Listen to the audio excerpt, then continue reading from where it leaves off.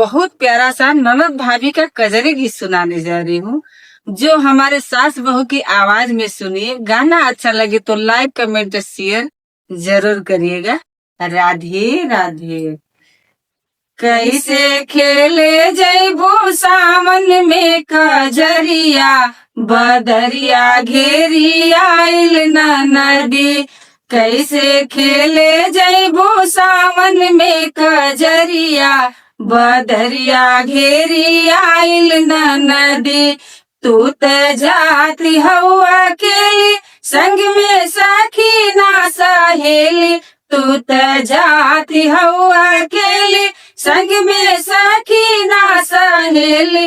गुंडा रोकली है तुम्हारी डगरिया, बदरिया घेरी आई न नदी।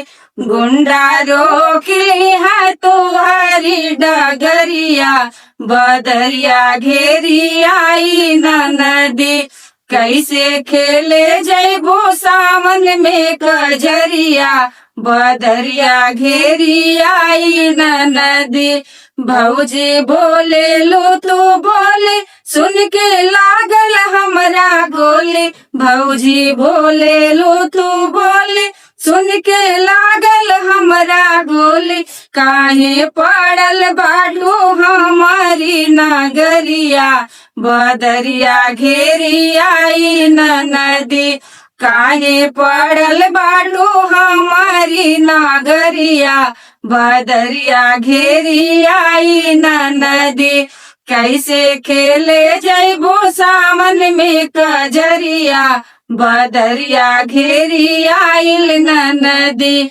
कितना लोगवा फांसी चढ़िया, कितना गोली खा के मरिया।